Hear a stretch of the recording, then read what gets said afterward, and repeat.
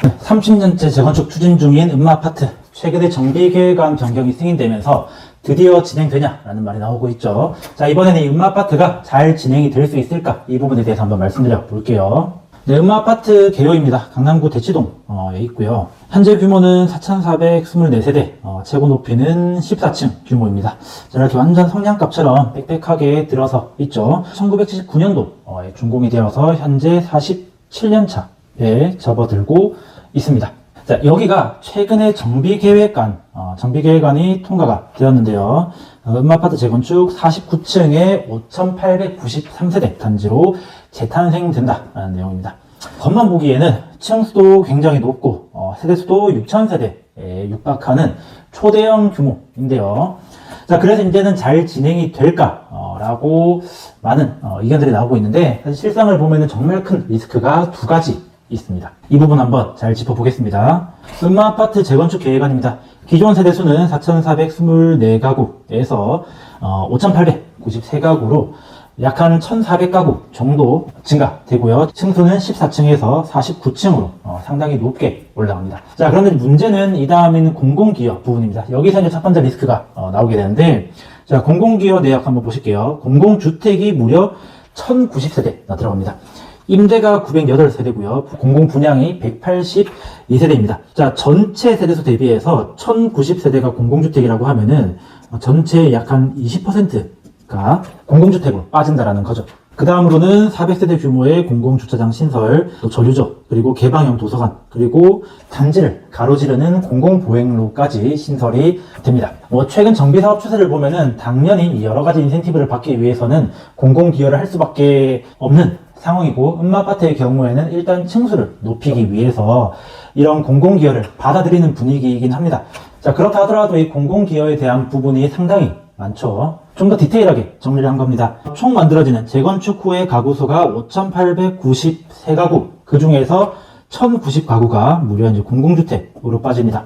자, 그러니까 5,893가구 중에서 1,090가구가 공공주택으로 빠지면은 이 일반주택, 조합원 분양분이든 일반 분양분이든, 자, 일반주택이 4,803가구밖에 남지 않습니다. 그 중에 기존 가구수, 그러니까 현재 조합원으로 분류되는 이 가구수가 4,424가구, 그러니까 4,803가구 중에서 4,424가구가 조합원들이 가져가게 될 가구수라고 보고요. 자, 그러니까 이제 일반 분양 물건은 379가구 밖에 남지 않습니다. 총 만들어지는 가구수가 5,893가구나 되는데, 일반 분양 물건은 379가구 밖에 안 된다는 거죠. 자, 재건축 사업을 할 때 모두 아시는 것처럼 일반 분양분을 최대한 많이 만들어야지 분담금을 줄일 수가 있는데, 이렇게 분양 물건이 턱없이 부족하게 된다라고 하면은, 또 거기다가 추가적으로 앞서 말씀드렸던 여러 가지 공공기여 시설까지 진다라고 하면은 사업성이 너무 떨어지게 되고, 결국 이게 조합원들의 분담금이 상승하게 되는 부분이 되는 거죠. 그리고 분담금보다 더 큰 문제는 바로 이런 식으로 임대아파트라는 조롱을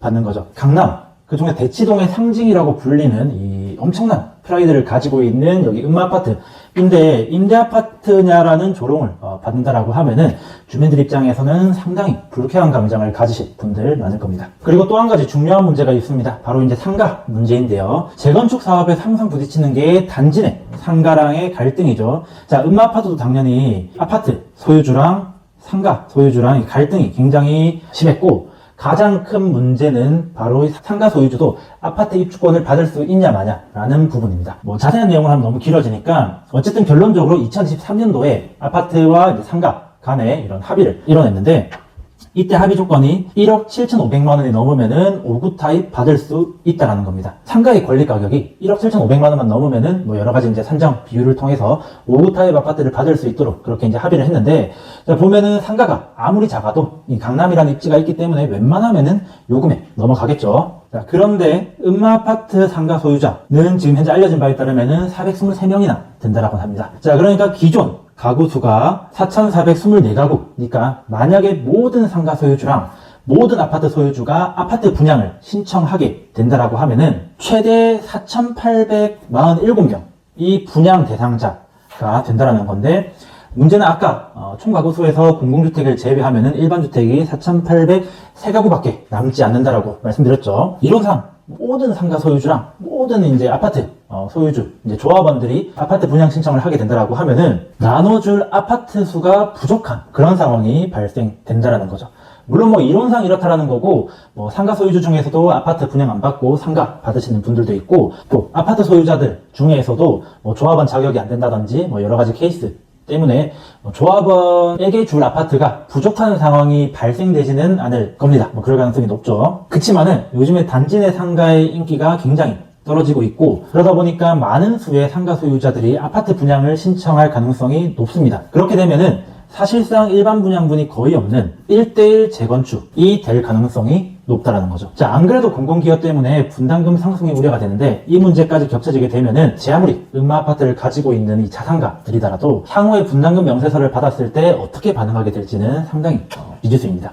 아마 굉장히 불만이 많겠죠. 자, 물론 전체 단계를 놓고 봤을 때 현재 정비계획 수립까지 밖에 안 된 단계니까 전체 기준으로 한 반 정도밖에 진행이 안 된 거죠. 자, 그러니까 앞으로 갈 길이 한참 더 많이 남았고, 그렇다라고 하는 거는 수많은 변수가 발생할 가능성이 있다는 겁니다. 자, 그렇기에 지금 당장 이렇다 저렇다 결론 내리기에는 당연히 무리가 있고요. 현재 세워진 이 계획이 앞으로 몇 번이나 더 바뀔지 모릅니다. 자, 하지만 좀 전에 말씀드린 공공주택 얘기라든지 상가와의 갈등 문제는 나중에 꼭 한 번은 터질 것으로 예상이 되고요. 조합 측에서 어떤 대응을 세울지는 계속해서 지켜봐야 될 문제라고 생각됩니다.